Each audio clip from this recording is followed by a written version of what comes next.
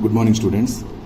In previous class we have seen formation of colored ions, formation of complex compounds, and even catalytic properties of D block elements. These are the things we have gone through in the previous class. Now in today's class we will start with the formation of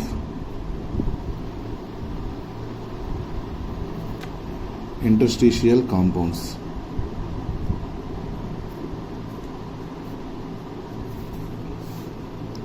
What is meant by this interstitial?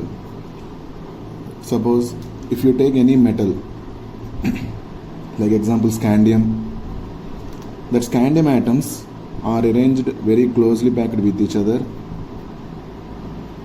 in some lattice, crystal lattice,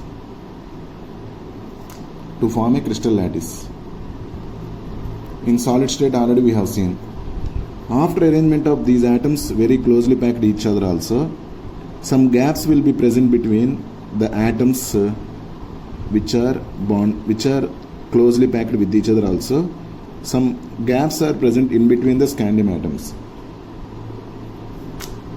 Those gaps are called interstitial sites. Even in solid state we have seen interstitial defects, interstitial defect, vacancy defect, like that we have seen. Is it right? So those gaps in between the atoms, these are occupying the lattice points. Between the lattice points, the gaps are called interstitial sites. Into that interstitial sites, if any small atoms like hydrogen, carbon or nitrogen, these are all of small atoms, because the gaps are also small. Into that, the small atoms like hydrogen, carbon or nitrogen are going to be trapped. They will be occupying these positions. The interstitial sites which are going to be occupied by hydrogen, carbon or nitrogen, like these atoms. Okay, to form a compound that is called interstitial compound. Normally directly this scandium is not undergoing reaction with hydrogen or carbon or nitrogen. That is different case. Here when this scandium is present in the solid state itself, when this scandium or any other D block element also, when it is present in the form of solid state itself, the interstitial sites are going to be occupied by small atoms like hydrogen, carbon or nitrogen. So these atoms are going to reduce the gaps present between the scandium, or any other example also we can tell. Okay, because of these compounds, what are the circumstances we will observe, we will see now. Is it okay? I think you understood. These gaps are small, so the atoms which are suitable, those are small atoms only, hydrogen, carbon or nitrogen. Those atoms are going to occupy the interstitial sites. The type of compounds are called interstitial compounds. Now let us see the explanation of this one. Interstitial compounds are those which are formed when small atoms like hydrogen, carbon or nitrogen are trapped inside the crystal lattices of metals. They are usually non-stoichiometric, because when these sites are going to be occupied by other atoms, they will not follow the particular formula. Correct formula they will not follow. That's why these are non-stoichiometric and are neither typically ionic nor covalent. Sometimes it will be ionic and sometimes it will be covalent also. For example, titanium gaps are trapped by carbon, but this is not the actual formula. That's why they are non-stoichiometric. Manganese, for every 4 manganese atoms, 1 nitrogen is going to be trapped. Fe3H, for every 3 iron atoms, hydrogen is going to be trapped. VH 0.56. What is the meaning of this 0.56? That one already we have seen in metal excess defects, metal deficiency defects, like that formula. Is it right? Metal deficiency defects, we have observed this one. Like that only here, VH 0.56. and titanium H 1.7. these are not going to follow any particular formula. That's why these are non-stoichiometric. And this type of compound, directly the compound is not existed when the iron gaps, interstitial sites present in iron lattice is occupied by hydrogen. For every 3 iron atoms, 1 hydrogen is going to occupy. Is it okay? These are not actual compounds, but these hydrogen atoms are going to trap into the interstitial sites present in iron. These are the examples for this, etc. The formulae quoted do not, of course, correspond to any normal oxidation state of the metal. That's why only those are non-stoichiometric in nature. Because of the nature of their composition, these compounds are referred to as interstitial compounds. I hope you are understanding the points. Okay. The principal physical and chemical characteristics of these compounds are as follows. So because of this trapping, what are the things going to be changed? Normally, iron metals normally they contain high melting and boiling points only, but when this hydrogen or carbon are trapped, the gaps are going to be filled, then the closeliness is going to be increased, very highly closely packed with each other, automatically leading to high melting and boiling points. They have high melting and melting points higher than those of pure metals, because pure metals contain scandium. If you take example, small gap is there. That gap is also occupied by some other atoms in this interstitial compounds, right? When that gap is also occupied, they are very closely packed with each other when compared to metals also. Interstitial compounds are very closely packed with each other when compared to metals also. Because of that, they are leading to the high melting points. Second one, they are very hard. Some borides approach diamond in hardness. See, almost some borides approach diamond in hardness. They retain metallic conductivity. Metallic conductivity is because of electrons.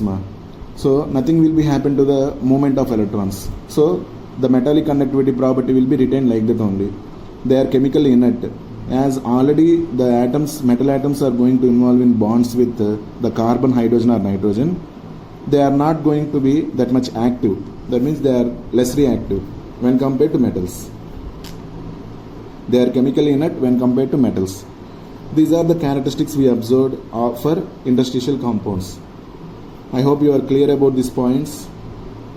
They have high melting points higher than those of pure metals, because pure metals, when compared to pure metals also, interstitial compounds are getting very closely packed with each other.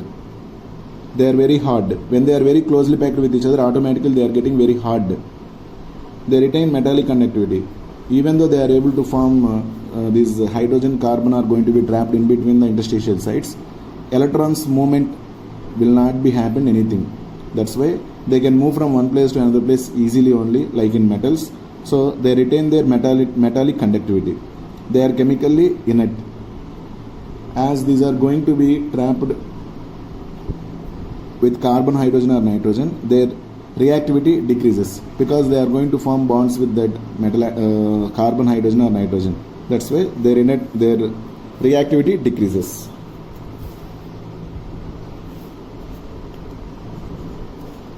That is about formation of interstitial compounds.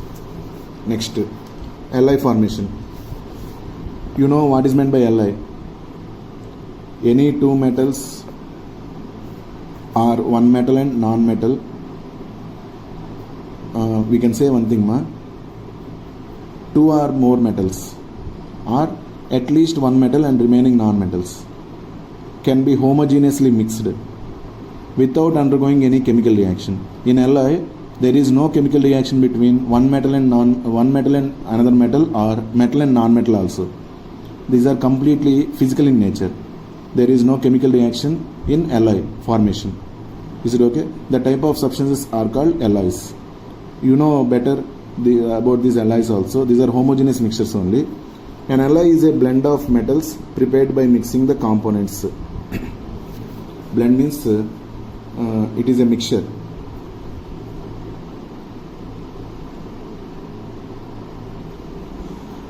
An Li is a blend of metals. Actually here perfectly they didn't give. As these D block elements are related to metals only, they told an Li is a blend of metals.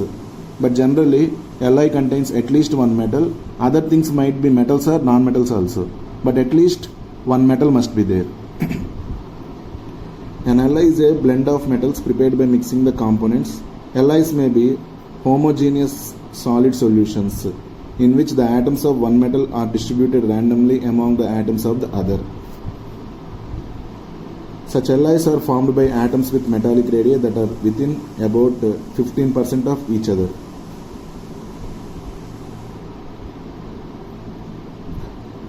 Alloys are formed by atoms with metallic radii that are within about 15% of each other. One metal atom is 15% of another metal atom according to size. Then they can form the alloy easily. Because of similar radii and other characteristics of transition metals, alloys are readily formed by these metals. Because of similar radii and other characteristics, almost same radii if they have, means almost 15% difference. If they have similar radii also, it is easy for them to be mixed. And other characteristics of transition metals, alloys are readily formed by these metals. The alloys so formed are hard and have often high melting points. The best known are ferrous alloys, chromium, vanadium, tungsten, molybdenum and manganese are used for the production of a variety of steels and stainless steel. Alloys of transition metals with non-transition metals such as brass, copper, zinc and bronze, copper, tin are also of considerable industrial importance. You know very well about brass and bronze. Okay, as they contain, first you have to remember the main point, that is because of similar radii and other characteristics of transition metals, alloys are readily formed by these metals. Okay, this is about alloy formation. I hope you are clear. Till now we have seen formation of interstitial compounds and alloy formation. Up to here 8.3.14 it was completed. Now once we will see what are the topics we have completed.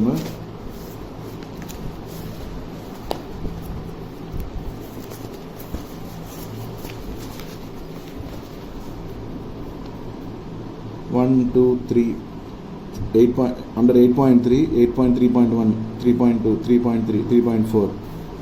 I told first class that 8.3.5 these were deleted, but I told again these are included and I explained also. 3.5, 3.6, 3.7, 3.8, 9, 10, 12, 13, 14. Actually 11 is not given, but that is very small thing only, because we will discuss in coordination compounds also. There is not a problem here. 8.3.10, 3.12, 13, 14.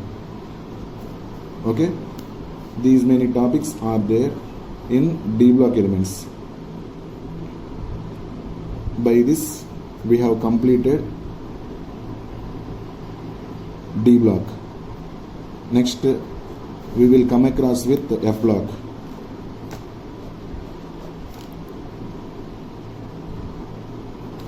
This is the concept. These are the concepts related to F block. Actually, F block contains two series of elements. Those are lanthanides and actinoids. In that, according to your deducted portion, actinoids were completely deleted. Actinoids topic was completely deleted. We are remained with only lanthanides. In that also, 8.5.1, 8.5.2, 8.5.3. These are the only concepts we have under F block. Now fastly let us see what are these concepts. 8.5.1, 5.2, 5.3. By that we are going to complete this chapter successfully. Is it okay, ma?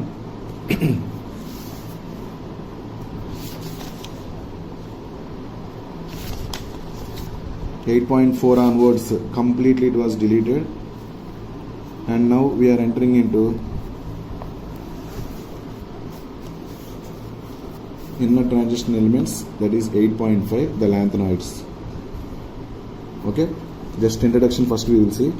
The F block consists of the two series lanthanides, the 14 elements following lanthanum, and actinides, the 14 elements following actinium.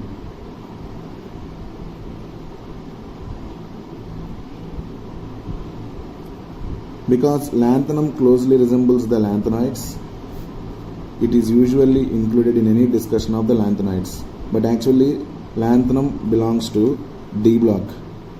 But because of this lanthanide contraction, almost lanthanum is containing similar size to lanthanides. Because of that, it closely resembles the lanthanides. It is usually included in any discussion of the lanthanides, for which the general symbol Ln is often used. Similarly, a discussion of the actinides includes actinium besides of the 14 elements constituting the series. The lanthanides resemble one another more closely than do the members of ordinary transition elements in any series. Total lanthanides are resembling similar characteristics. That is mainly because of lanthanide contraction. Because of lanthanide contraction, actually in previous class also I told,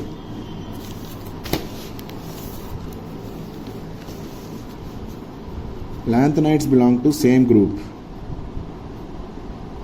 So we should tell these are one group elements.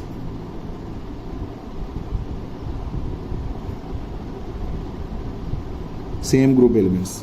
These are not period. Lanthanides are belonging to same group. So we want to consider top to bottom. Generally, top to bottom, what should be happened? Atomic size increases.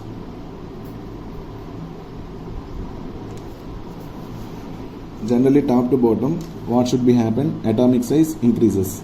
But here, in lanthanides from top to bottom, atomic size decreases.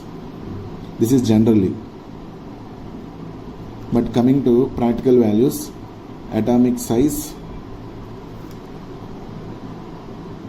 decreases. That is called lanthanide contraction.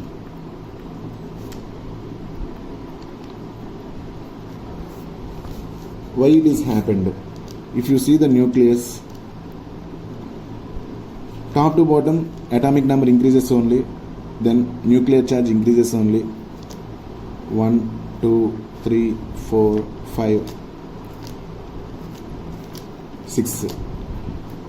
These lanthanides are called 4F series.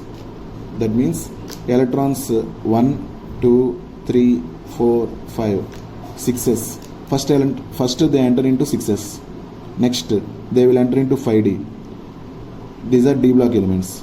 First 6s is completed, next 5d is completed. Now when the electron starts filling 4f, then only it is called F block element. 4f1 to 4f14. Okay, now electrons are entering into anti-penultimate shell.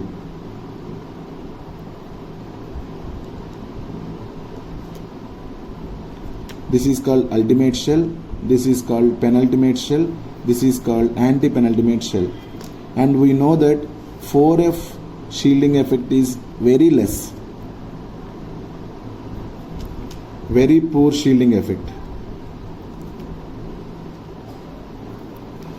When there is very poor shielding effect, here top to bottom what happened in nucleus, protons number increases. When protons number is increased, nuclear charge also increases. This nuclear charge is increased, but here these are not acting like a good shield. Even 4F, 5D also poor shielding effect. Now we are concentrating on 4F only. This one will not cause that much shielding effect. So this nucleus is going to hold the 6s electrons strongly, top to bottom.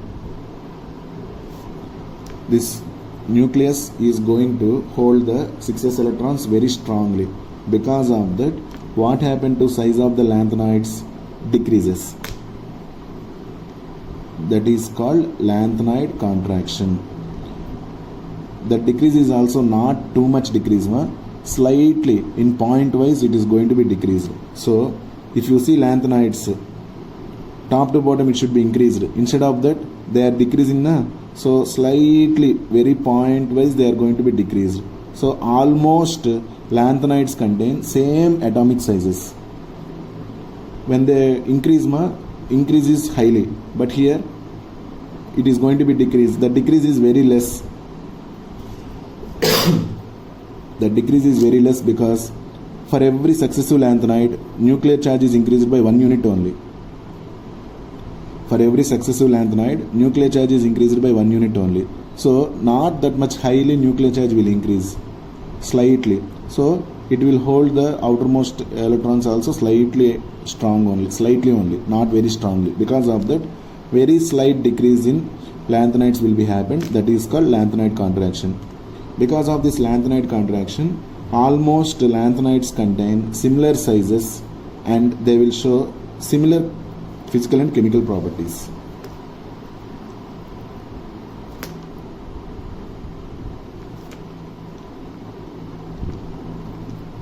Almost similar physical and chemical properties.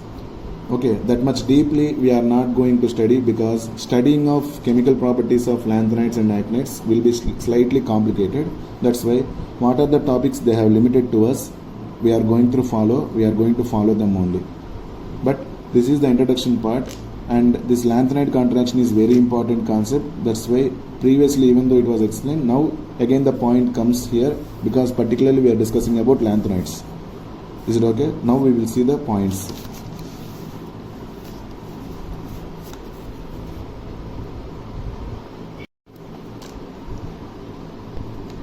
Similarly, a discussion of the actinides, that is, leave that one. The lanthanides resemble one another more closely than do the members of ordinary transition elements in any series. They have only one stable oxidation state, and their chemistry provides an excellent opportunity to examine the effect of small changes in size and nuclear charge along a series of otherwise similar elements. In similar elements, how this nuclear charge is going to affect the atomic size, we can study easily. The chemistry of the actinides is, on the other hand, much more complicated. The complication arises partly owing to the occurrence of a wide range of oxidation states in these elements.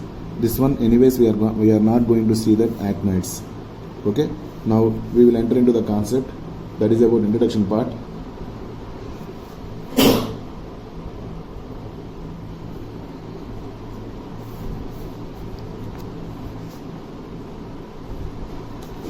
That is about introduction part. Now let us see our 8.5, the lanthanides. The names, symbols, electronic configurations of atomic and some ionic states and atomic and ionic radii of lanthanum and lanthanides, for which the general symbol Ln is used, are given in table 8.9.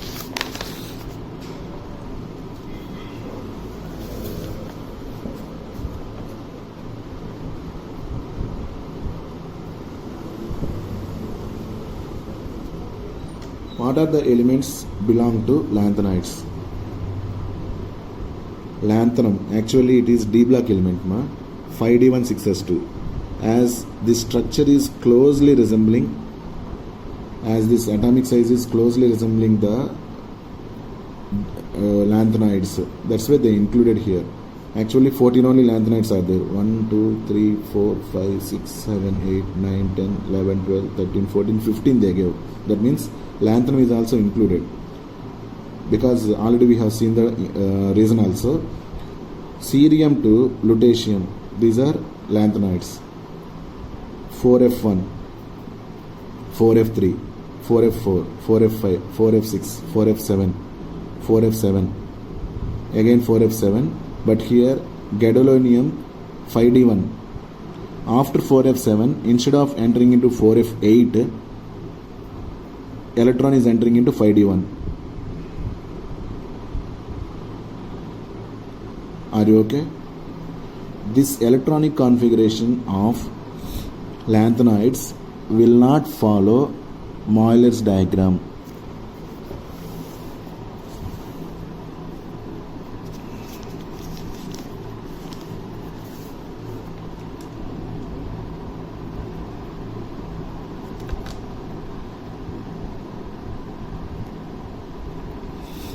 electronic configuration of lanthanides will not follow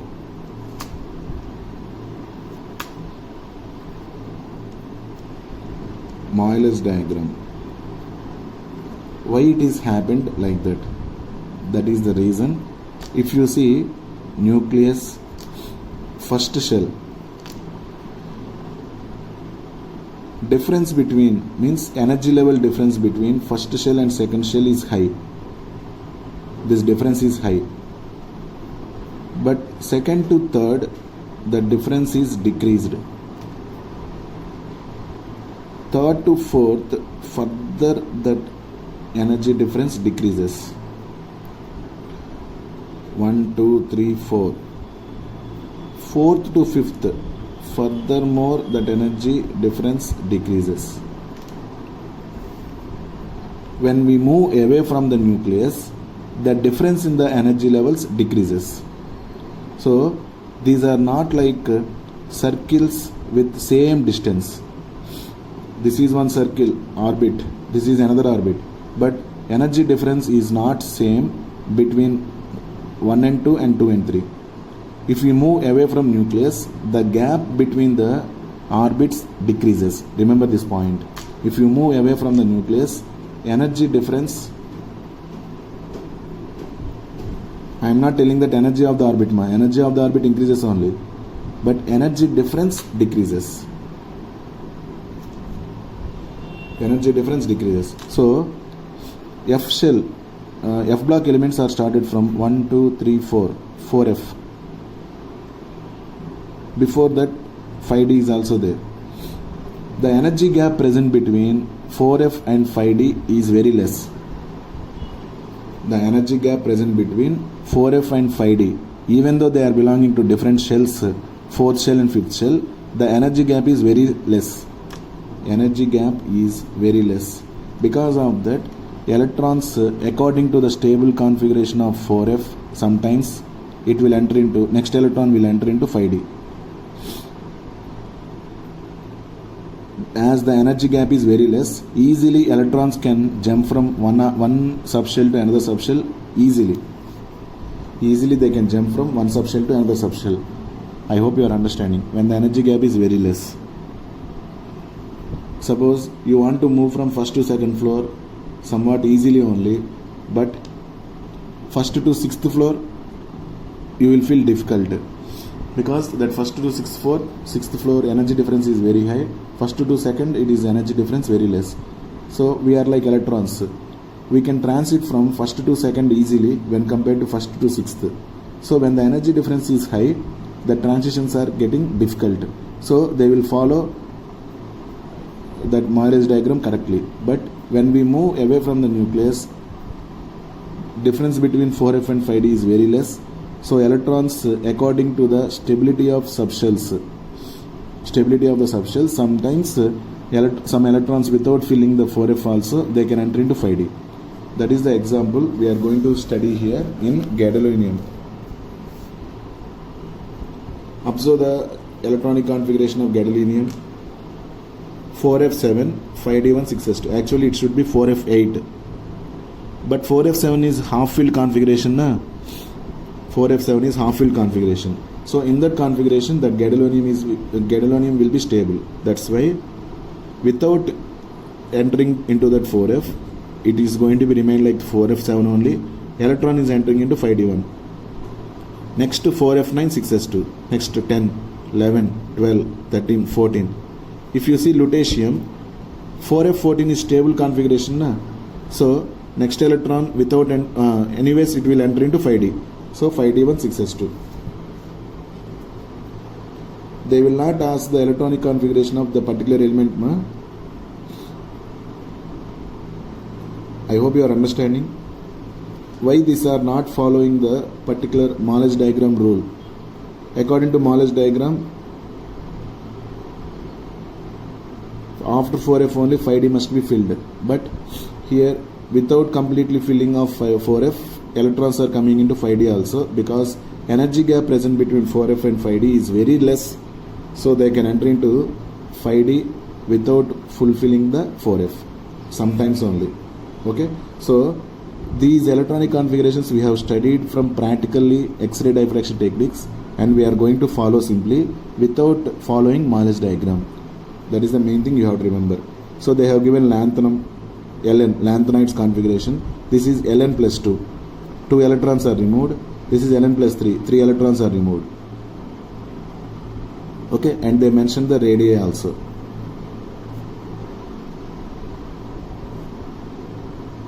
Lanthanides radii. See what happened to lanthanides generally, top to bottom group number in group atomic radius must be increased in, but here 187, 183, 182, 181, 181, 180. Here one small thing exception is there.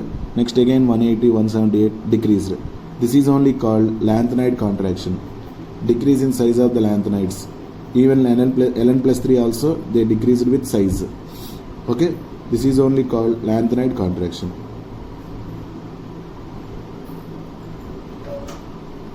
I hope you are clear.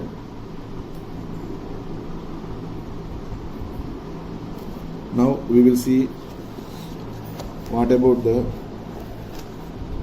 our topics 8.5.1, 8.5.2, 8.5.3. Simply like a theory part only it is given, not that much deeply they have given. Observe here. It may be noted that atoms of these elements have electronic configuration with 6s2 common but with variable occupancy of 4f level.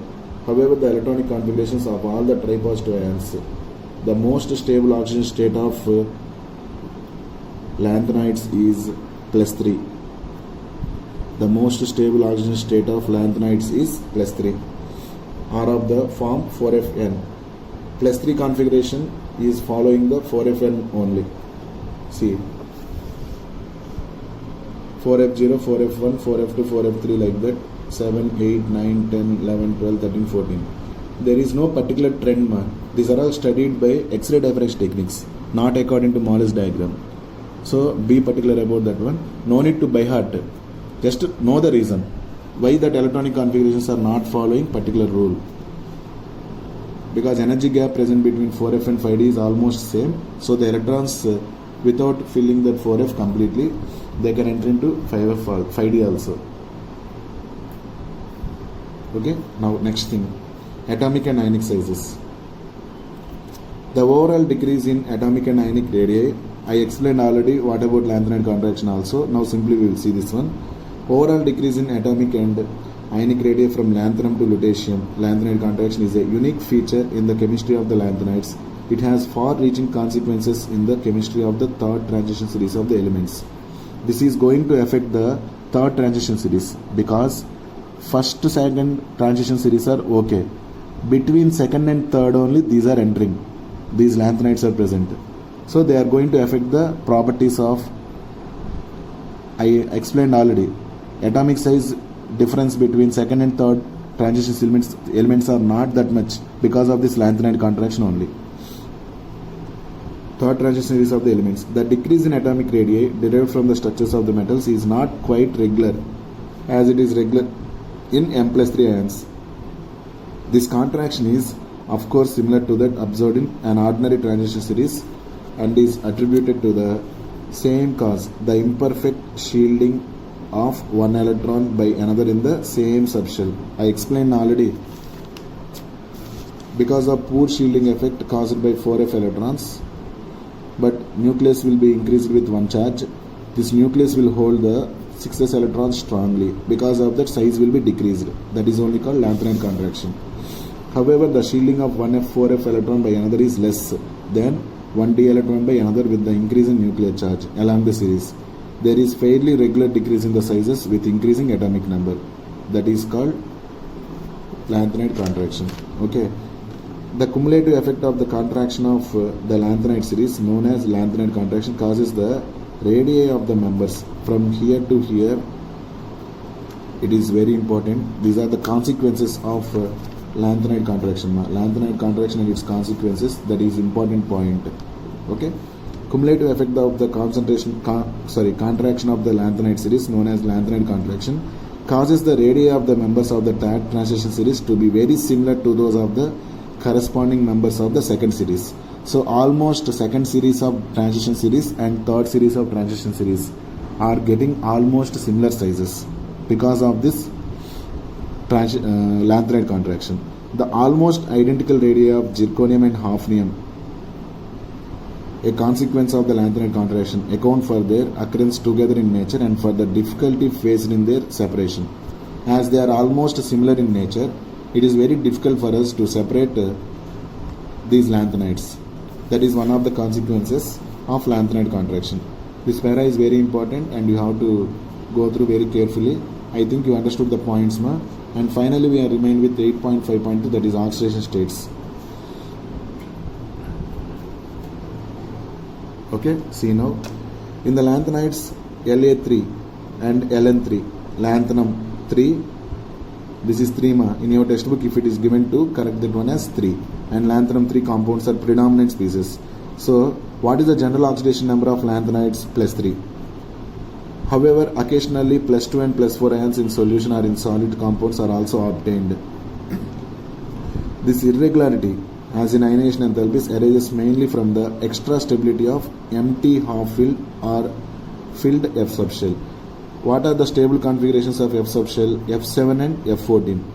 Because of this F7 and F14, some irregularities in configurations as well as in oxidation states also will be happened. Like in gadolinium. Actually, gadolinium configuration must be 4F8. But it is showing 4F7, 5D1 because half-filled configuration of 4F is more stable. That's why electron without entering into 4F, it is entering into 5D. Thus, the formation of Ce4 is favored by its noble gas configuration, but it is a strong oxidant reverting to the common plus 3 state. The E0 value for Ce plus 4 to Ce plus 3 is 1.74. Ce plus 4 to Ce plus 3. Ce plus 4 plus 1 electron gives rise to Ce plus 3. What is the reduction potential value? Positive, 1.74 volts. That means when it has high reduction potential value, that process can be undergoing easily. That means this reduction will undergo easily. So, what is the stable oxidation state? Ce plus 3. Ce plus 4 is less stable oxidation state. Every time less stable one should be converted to high stable easily. That's why reduction can be happened easily. That's why it is containing positive reduction potential value. Okay? Which suggests that it can oxidize water. However, the reaction rate is very slow and has Ce4 is a good analytical reagent. Okay? It is undergoing reduction only but not very much fastly. That's why it is a good analytical reagent. PR, ND, TB and DY.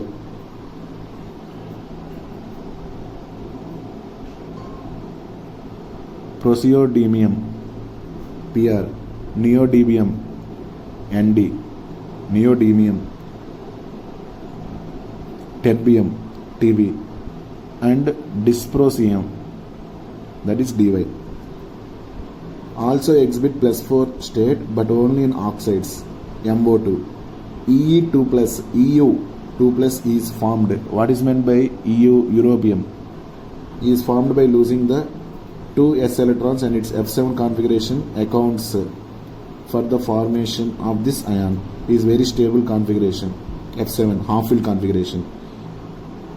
However, E2 plus is a strong reducing agent changing to the common oxidation state plus 3. Similarly, YB plus 2 which has F14 configuration is a reductant. TB4 has half-filled F orbitals and is an oxidant. The behavior of samarium is very much like europium, exhibiting both plus 2 and plus 3 oxidation states. Even though these many things we have discussed, we can give one conclusion, that is, the general common oxidation state of lanthanides is plus 3. Maximum they want to attain that plus 3 oxidation state. In that sometimes some metals will undergo oxidation and some metals will undergo reduction according to their electronic configuration. Okay, ma? These are the oxidation states of lanthanides and common oxidation states we have discussed. and this tabular column is also explained for you. If you see these values, you can understand lanthanide contraction. Normally these are belonging to one group only, top to bottom that atomic size must be increased, but here atomic size is decreased, that is called lanthanide contraction. Okay, lanthanide contraction and its consequences very important. 8.5.3 is also completed. By 8.5.4 it was deleted. Up to the completion of the chapter it was deleted. Okay, so successfully this chapter is completed by this class, D and F block elements. And at the time of our revision, I will plan how to prepare for this chapter also. According to our weightage, we will follow. But this is the complete explanation from our textbook. I hope everyone you understood the class. In today's class, we have seen that formation of interstitial compounds,